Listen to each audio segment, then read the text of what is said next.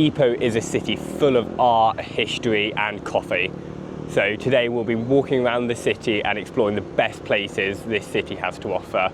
At the end we're going to review it all and decide our favourite and least favourite place so you know where to come when visiting Ipoh. So yesterday we took the 3-hour journey via bus, ferry and another bus down to Ipoh in a bit further south in Malaysia, and today is our first full day exploring. So we're really looking forward, and we thought what better place to start than the train station. There's a good reason we're starting here and you'll find that out in a minute.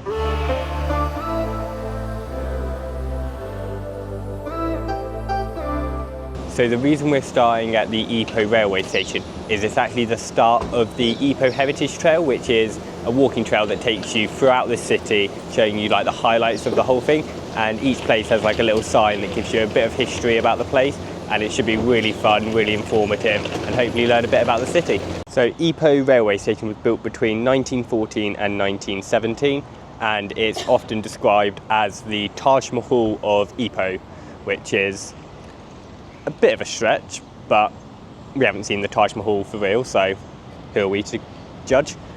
But the inside is kind of just like a normal railway station. It's not that impressive, but the outside is actually really beautiful. Like the architecture is stunning.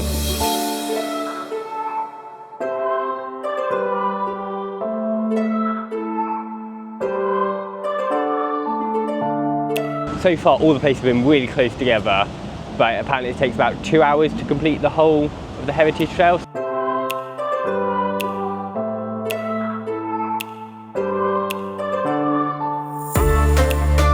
So we've made it to the Church of St. John the Divine, and it's absolutely amazing.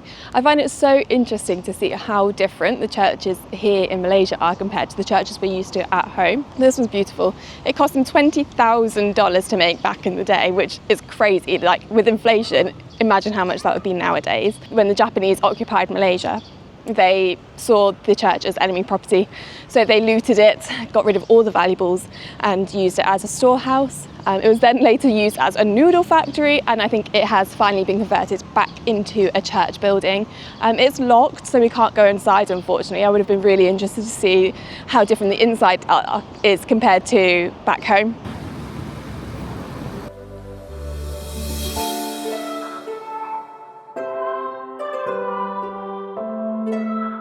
So the next stop, the Town Padang Mosque.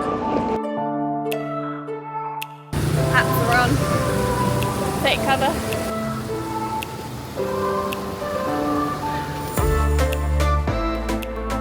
So if history and architecture aren't really your thing, because they're not for everyone, there is some incredible street art in Ipoh that you can just follow around the city. It can lead you all over, down some really like tiny alleys, and it's absolutely incredible. Like this one that takes up the entire wall of the building, and they're so beautiful, and they almost tell the story of the town as you walk around, which I think is really cool. So similar to Georgetown, Ipoh is famous for its street art, so that means one thing: cue street art montage.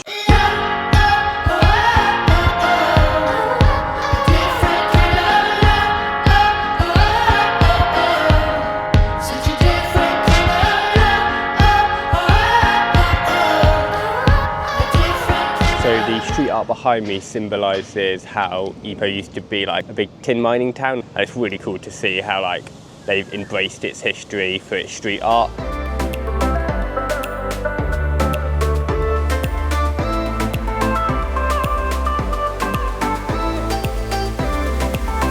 So we've just come to Market Lane, which is one of the most famous lanes in Ipoh, and during the blaze of 1892, the whole of Ipoh Old Town was struck by a fire, and basically everything was destroyed. And a tycoon had 3 wives, so he gave each wife a lane, including one of these.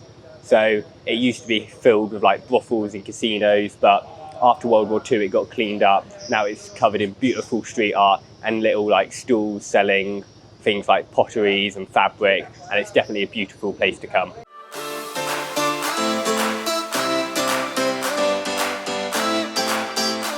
So one of the most popular things to do in Ipoh is head down Concubine Lane, which is another one of the famous lanes that the tin miner tycoon gave to one of his wives. But now it's filled with like loads of different stalls, some selling like clothes and books and like little ornaments, and There's a lot of like food and cafe stops as well. So you could easily spend a long time just going down, looking at all the shops, going in a few cafes, trying loads of different unique foods as well. There's quite a different like fried ice cream and stuff like that I've never seen or heard of before. So it seems like a really cool place. So one thing I wasn't expecting to find in Ipoh was a dinosaur.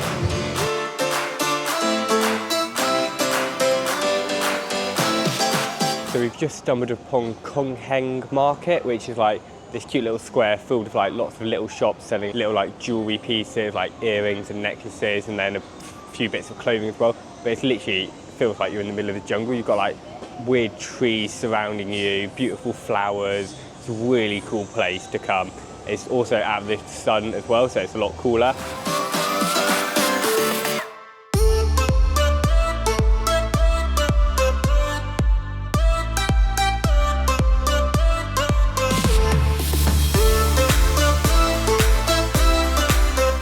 So if you are interested in learning a little bit more about Ipoh's history as a tin mining city, you can go to this museum here. It's the Hakka Tin Miners Club and Museum. So it used to be the Tin Miners Club in Ipoh, and it was the first club in Malaysia to be granted a gambling license, but they've since transformed it into a museum so you can learn way more about life in tin mining times and what it was like to be a miner in Ipoh.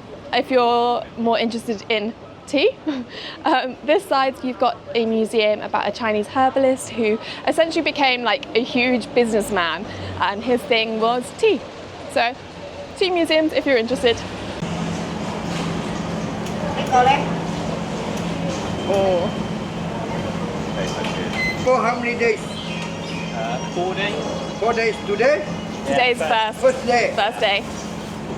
So we've just stopped to pick up some lunch. It was from this little like Chinese store at the edge, and we saw they do kaya puffs, which we've never tried before, but excited. We've got 5 of them. It costs us 11 ringgit for all of these, which I think is pretty good. That's what, less than £2. There's 4 different types. There's coconut. The regular one is coconut jam. Then there's a pandang. I don't know what that is, but he said that's his favourite. There's also peanut and there's butter. So very excited to try these. They were literally fresh out of the oven. We had to wait for him to take them out while we were there. So they are still super hot. I think we're going to need to give them a little bit of time before we actually eat them, but I'm excited to try these. Okay, so let's try one of these. I'm going to try the peanut one because Nat doesn't like nuts, so I'm going to try that one first. They're still a little bit hot, so let's hope it's cooled down enough. This one's got like a red, pink kind of tinge to it, which is interesting.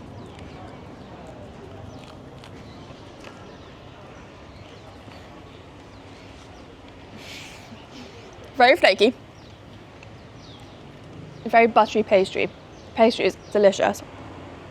Literally tastes like peanut butter inside, and I love peanut butter, so this is a win for me. We've just finished them, and honestly we're absolutely stuffed considering they were only quite small. I'm so full. My favourite was probably either the original or the peanut, just because I love peanut butter and it did taste like peanut butter. So 10 out of 10 would highly recommend. Nat's favourite was probably the original as well. The pandang was strange, like apparently a fruit, and they use like the fruit and the leaves of the fruit to make the jam. And it's like nothing I'd ever tasted before, so definitely give that one a go. But you have to get kaya puffs when you are in Ipoh. They're like a local delicacy, so make sure you get some. So if you want a quieter side of Ipoh and want to like embrace the nature, there's a riverfront walk where you can just follow the river and just continue for as long as you want, turn around, head back. It's really beautiful, really scenic, so it's definitely something to consider if you want to slow down a bit and enjoy nature. White coffee, and it's not like white coffee like we know it at home, where it's, you know, like coffee, water and milk. No. So the man didn't speak much English, but from what I gather from him making it, they like whisked condensed milk. He said it was sweet. I don't normally drink milk. In fact, I don't drink milk, and Nat doesn't drink coffee, but we're both going to try it and see what we think because it's famous. This is what Ipoh is known for. So yeah, you can see it's all like frothy. It's very hot still, but I'm a bit nervous to try this. It's a very like rich brown colour.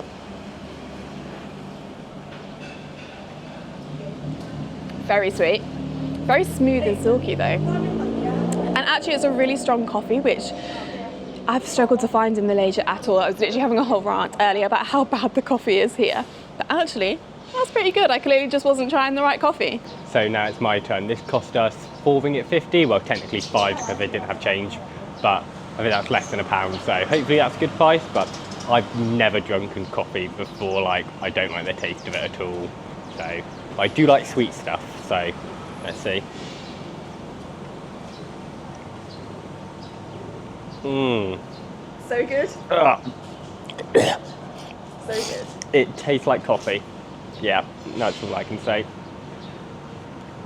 So we were just about to go into the Hanshin Pet Zoo museum, the one about the tin mining. However, you do have to book a tour, and they run every few hours or so, and then you make a donation for how much you want to give as well, so that's pretty good. But sadly it's not open yet, and I don't think we can book on a tour. This museum was set up 9 years ago as a tribute to our founder, Dr. Paul Kai-Cheong. Dr. Hall was a Chinese physician in profession and also obtained his PhD in divinity at a remarkable age of 87 years old. Hobbit. It is a pharmaceutical manufacturing company producing over 400 products. Yes, a lot of products.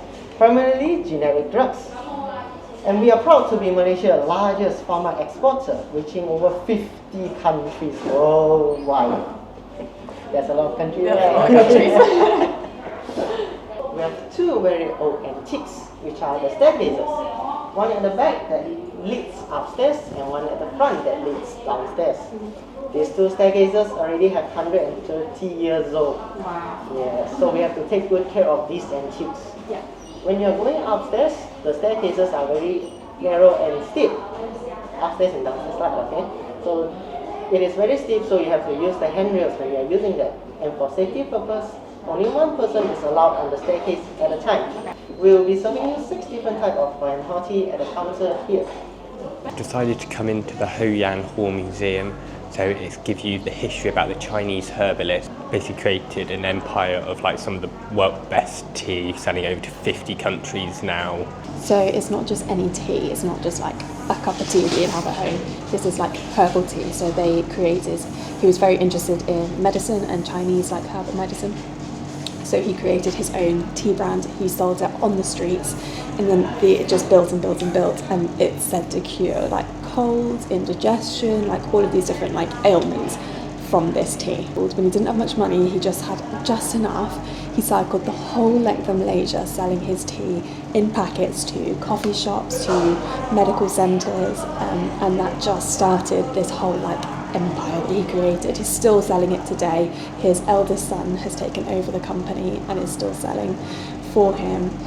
He also created a medical centre, and they've now sell their medical supplies worldwide to 50 countries around the world, which is amazing. This tiny little house, little shop on the corner of a street in Ipoh, Malaysia. So the whole of the downstairs is like the history, how it all began and started and like kind of grew, and this is how it grew into like the empire it has become.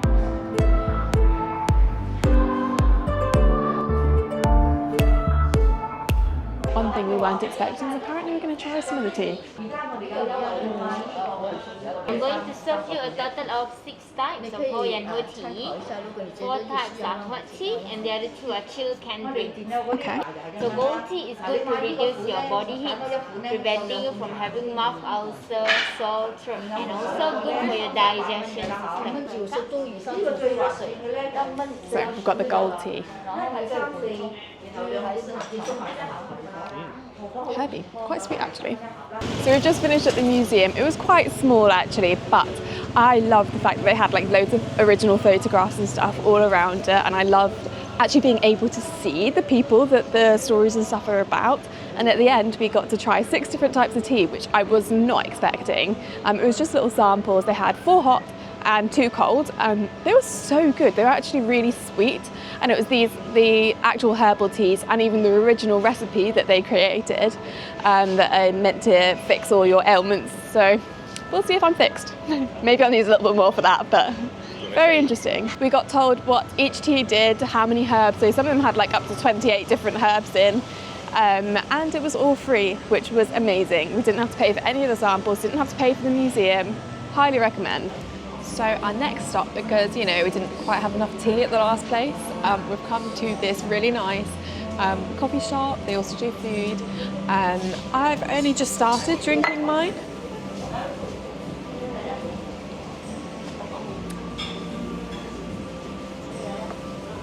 You didn't give me any. I have no idea. It was towering above that cup. I just picked my mug up and suddenly it's gone. Like that. It was very nice.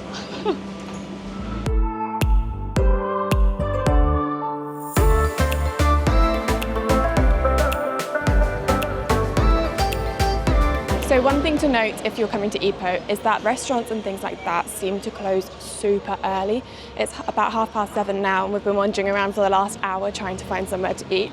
It's also not amazing for vegetarians, so we'd found one vegetarian restaurant. Well, there's more, but we found one that we were going to go to tonight. Got there, closed.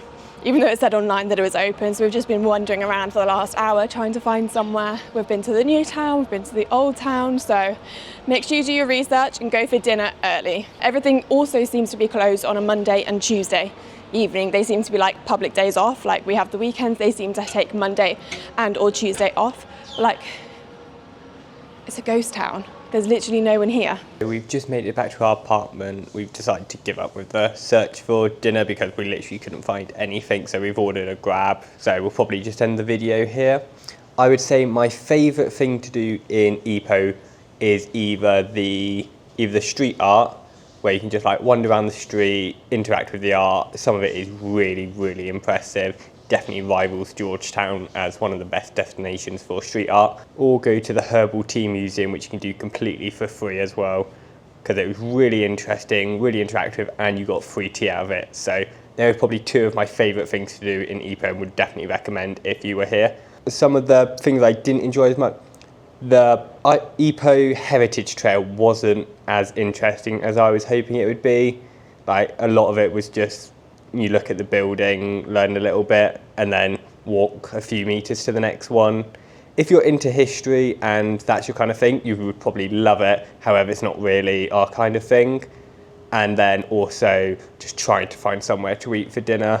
Apparently Thursday to Sunday is when most things should be open, but it's currently a Wednesday and we literally couldn't find anything. We couldn't find anything yesterday either, so we're really looking forward to doing something Ipoh is famous for tomorrow, and it involves getting a bit outside of the city centre, so we're really looking forward to that. So if you like this video, give it a thumbs up and subscribe so you don't miss where we go next.